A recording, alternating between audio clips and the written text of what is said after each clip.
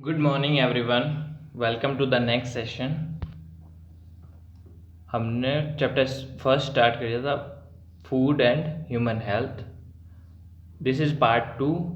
Part first के अंदर हमने फूड बैलेंस और unbalance diet and the different type of malnutrition, vitamin, protein and mineral malnutrition के बारे में बात की थी. Now we will discuss about human health. Human health के अंदर properties of drinking water and harmful effect of polluted water, obesity and blood pressure. This will be covered today. Properties of drinking water and harmful effect of polluted water. जो हम पानी पीते हैं उसकी वो किस तरह का होना चाहिए, उसकी प्रॉपर्टी कैसी होनी चाहिए, कैसा पानी हमें पीना चाहिए, और हार्मफुल जो कंटेमिनेटेड वाटर है या पॉल्यूटेड वाटर है उसके क्या हार्मफुल इफेक्ट है. अगर अपन गंदा पानी पीते हैं तो उससे क्या इफेक्ट पड़ता है, क्या हमको हानियाँ होती हैं, वो देखते हैं. कौन सा वाटर है जो पोर्टेबल है. पोर्टेबल वाटर उसको बोलते हैं जो पीने लायक है. Portable water should have the following properties. उसके अंदर इस तरह के गुण होने चाहिए, इस तरह की प्रॉपर्टीज होनी चाहिए. Water should not have visible particle and vegetation. जो पानी आप पी रहे हो उसके अंदर सामने कम से कम सामने दिखते हुए पार्टिकल तो नहीं होने चाहिए, उसके अंदर किसी तरह का कचरा नहीं होना चाहिए. Should not have harmful microbe. उसके अंदर किसी तरह के छोटे मोटे जो हार्मफुल माइक्रोब्स होते हैं जिनसे डिजीज स्प्रेड होती हैं वो नहीं होने चाहिए. PH of water should be balanced. Water का पीएच बैलेंस होता है, ज़्यादा एसिडिक ना होना चाहिए, ना ही वो बेसिक होना चाहिए. Water must have adequate amount of dissolved oxygen. Water के अंदर पर्याप्त जो सफिशिएंट अमाउंट में डिजॉल्व ऑक्सीजन होनी चाहिए, वो ऑक्सीजन जरूरी होती है. नेक्स्ट, ये थे पोर्टेबल वाटर के प्रॉपर्टीज की, किस तरह का पानी हमें पीना चाहिए. अब हार्मफुल इफेक्ट देखते हैं. अगर कंटेमिनेटेड वाटर है या पॉल्यूटेड वाटर है, क्या हार्मफुल इफेक्ट हो सकते हैं. Many disease group us if the portable water is contaminated. अगर पीने लायक जो पानी है वो प्रदूषित हो जाए, कंटेमिनेटेड है, तो बहुत सारी डिजीज हमको घेर लेती हैं. These disease are cause by the presence of pathogenic micro organism in the water which enters into the body with water. ये डिजीज किसकी वजह से होती हैं. वो पैथोजेनिक माइक्रो ऑर्गेनिज्म वाटर के अंदर प्रेजेंट होते हैं जो हमारी बॉडी के अंदर वाटर के साथ में एंटर हो जाते हैं. पैथोजन उनको बोलते हैं जो डिजीज कॉज करते हैं. जो वाटर के अंदर रहने वाले माइक्रो ऑर्गेनिज्म हैं तो वो वाटर के अंदर से हमारी बॉडी में चले जाते हैं और वहाँ पर जाके डिजीज कॉज करते हैं. The main pathogenic and virus bacteria. कौन कौन से हैं मेन पैथोजेंस. वायरस हैं, बैक्टीरियाज हैं, प्रोटोजोआ है, वॉर्म्स हैं. ये सभी के सभी हमारी बॉडी के अंदर वाटर के साथ एंटर होने के बाद में डिजीज का कॉज करते हैं, अलग अलग डिजीज को पैदा करते हैं. These pathogens cause cholera, dysentery like diseases and can easily affect anyone. इससे हर कोई अफेक्ट हो सकता है. तो कंटेमिनेटेड वाटर पीने से एनिमल्स और ह्यूमन बींग्स सभी अफेक्ट होते हैं. Contaminated water can cause many communicable disease. इनकी वजह से बहुत सारी कम्युनिकेबल डिजीज भी स्प्रेड होती हैं.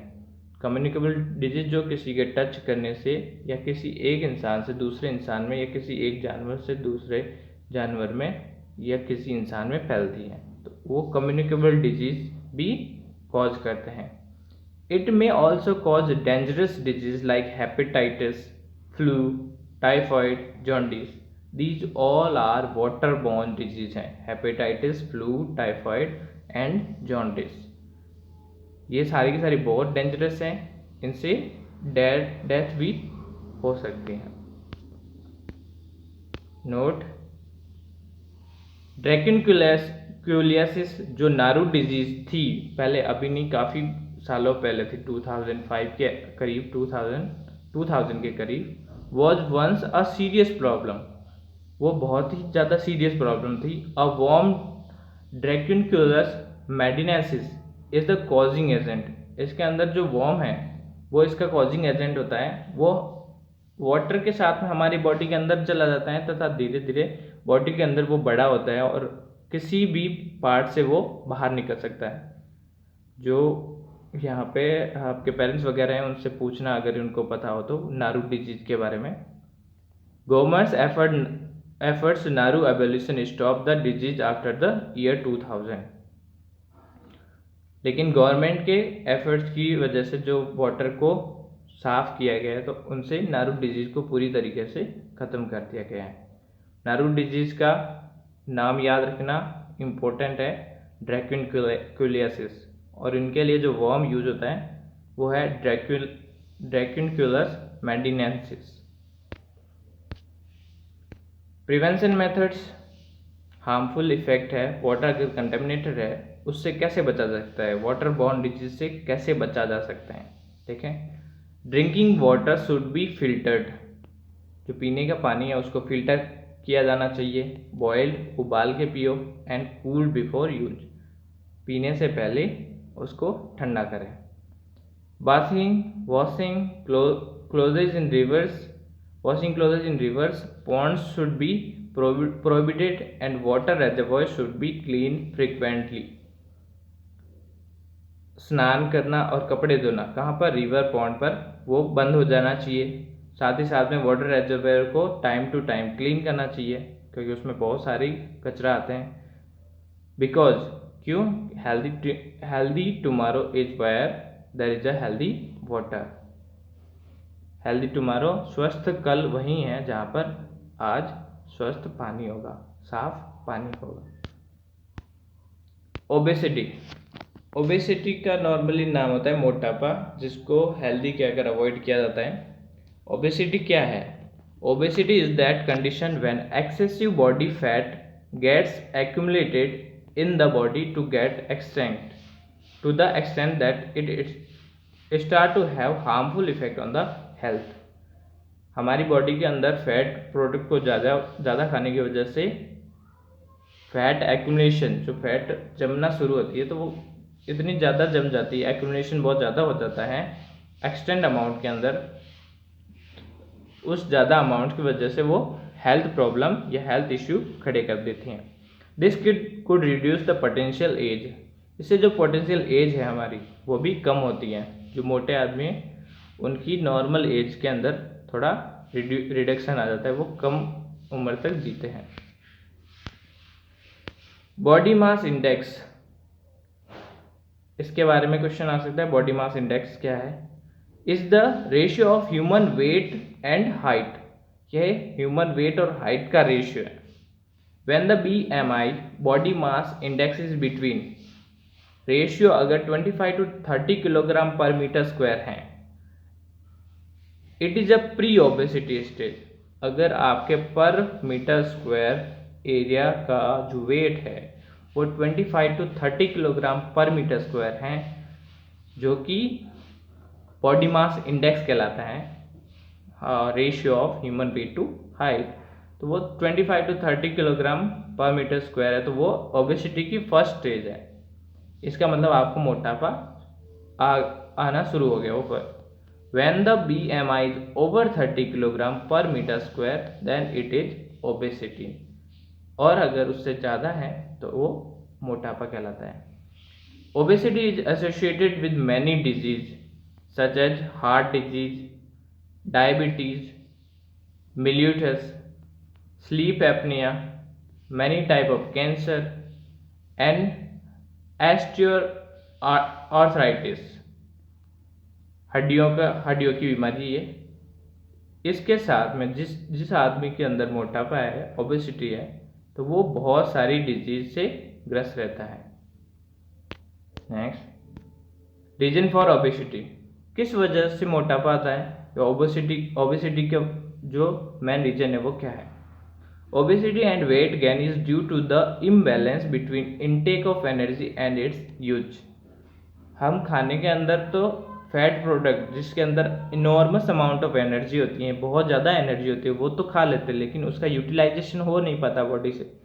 तो एनर्जी का इंटेक ज़्यादा है लेकिन उसका यूज कम होता है, तो वो हमारी फैट बॉडी के अंदर एक्यूमुलेट होना स्टार्ट हो जाती है। ईटिंग हाई फैटी फूड, ज़्यादा फैटी फूड को खाना, junk food and synthetic food, जो बनाए गए सिंथेटिक फूड हैं उनको खाने से। लेस एक्सरसाइज, बहुत ही कम एक्सरसाइज करना। हाइपोथायरॉइडिज्म, ये एक गॉइटर बीमारी है जो थायरोक्सिन हार्मोन थायराइड ग्लैंड से सिक्रेट होता है, उसके सिक्रेशन को कम कर देता है जिसकी वजह से शरीर फूल जाता है। सीडेंट्री लाइफ स्टाइल, ऐसी लाइफ स्टाइल जिसके अंदर फिजिकल एक्टिविटीज़ होती ही नहीं है, बस आलसीपना। विदाउट प्रॉपर फिजिकल वर्क नहीं होने से fat start accumulated in the body. इन सभी की वजह से हमारी बॉडी के अंदर फैट एक्यूमुलेट होना स्टार्ट हो जाती हैं। Blood pressure, new topic. Pressure exerted on the wall of the blood vessels by blood flowing in it is called blood pressure. कौन सा pressure? On the wall of the blood vessels, body के अंदर heart से blood को pump करने के लिए, अलग अलग बॉडी पार्ट में पहुंचाने के लिए बहुत सारी ब्लड वेजल्स होती हैं, और ये ब्लड वेजल्स जब उनके अंदर फ्लो करने वाला ब्लड उनके ऊपर प्रेशर डालता है तो वो प्रेशर ही क्या कहलाता है? ब्लड प्रेशर कहलाता है। उनके अंदर फ्लो करने वाला ब्लड का जितना प्रेशर उसके ऊपर एग्जर्ट होता है वो ब्लड प्रेशर कहलाता है। Arteries are those blood vessel, blood vessels कितनी होती हैं? Arteries and veins, 2 blood vessels होती हैं। आर्टरीज कौन सी है? Are those blood vessels which carries blood from the heart to all the tissue and organ in the body. हमारे heart से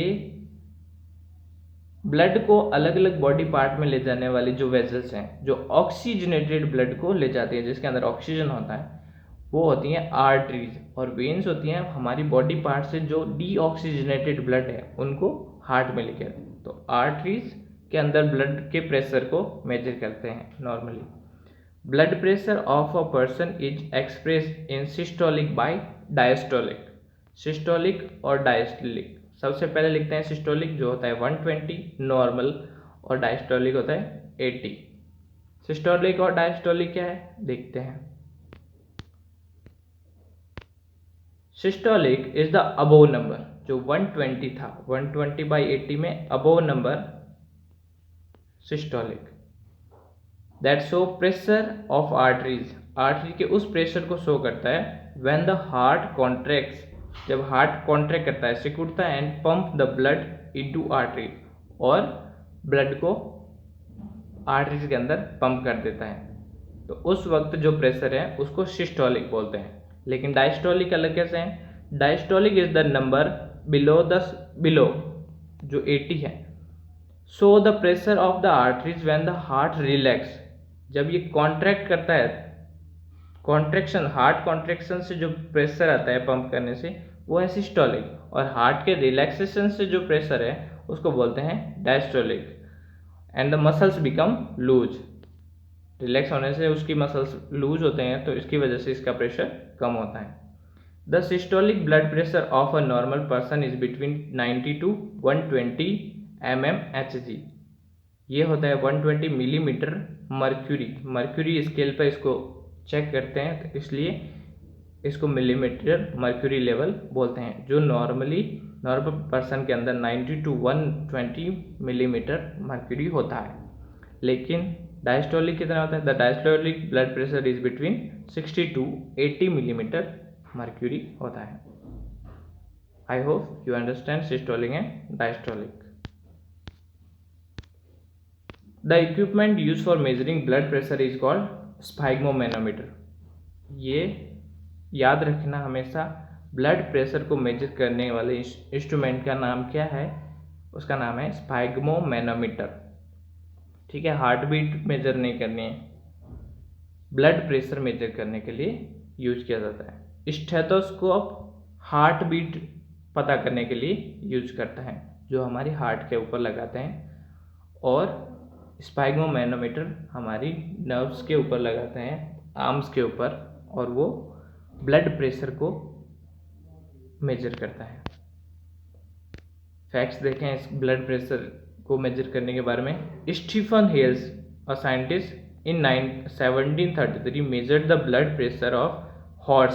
सबसे पहले उन्होंने हॉर्स का ब्लड प्रेशर चेक किया था for the first time. And Copeland had defined the blood pressure in 1983। Copeland ने blood pressure को डिफाइन किया था 1983 में। Type of blood pressure, there are two type of blood pressure, low blood pressure and high blood pressure। क्या है लो और high blood pressure? Low blood pressure, it is when the blood pressure in your arteries and vein is abnormally low, बहुत ही कम हो जाए, normal level से बहुत कम, तो उसको बोलते हैं low blood pressure. And high blood pressure, it is due to excessive pressure in arteries के ऊपर बहुत ही हाई प्रेशर की वजह से। इसकी वजह से क्या होगा? When the blood pressure is extremely low, बहुत ही कम होगा, then the oxygen and the nourishing food don't reach the important organs like heart. बहुत ही कम लो होने की वजह से जो ऑक्सीजन है ब्लड के अंदर, वो ऑर्गन्स, इंपॉर्टेंट ऑर्गन्स तक नहीं पहुंच पाएगी, जैसे कि हार्ट के अंदर, ब्रेन के अंदर, किडनीज के अंदर। दस दीज ऑर्गन स्टॉप वर्किंग, जिसकी वजह से ये ऑर्गन्स वर्क करना स्टॉप कर देंगे। ये ऐसे ऑर्गन, इतने इंपॉर्टेंट ऑर्गन हैं जो 24 आवर्स चलने चाहिए, लेकिन अगर हार्ट से ऑक्सीजन नहीं पहुंचती तो वो स्टॉप कर देते वर्किंग करना। And can damage the organ permanently, और इसकी वजह से वो ऑर्गन परमानेंटली डैमेज हो सकते हैं। हाई ब्लड प्रेशर के अंदर एक्सेसिव प्रेशर ऑन आर्टरीज, बहुत ही ज़्यादा pressure, it is cause by anxiety. ध्यान रखना, हाई ब्लड प्रेशर इन वजह से हो सकता है, ये मेंटल कंडीशंस हैं और इनसे बचना सीखें। बहुत ज़्यादा एंग्जाइटी है, एंगर, गुस्सा, jealousy, confusion, eating more food, बहुत ज़्यादा खाना खाने से भी, देन नीडेड, जितनी ज़रूरत है उससे ज़्यादा खाना खाने से भी हाई ब्लड प्रेशर हो सकता है। Consumption of white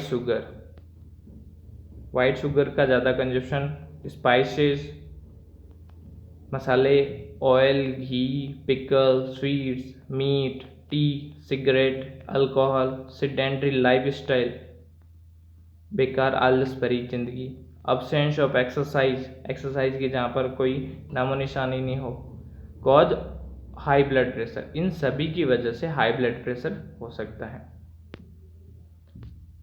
I hope you understand high blood pressure and low blood pressure क्या है। अब इनका डायग्नोसिस कैसे होगा? Timely diagnosis of high blood pressure is important. High blood pressure का टाइम पे डायग्नोस करना बहुत ज़रूरी है।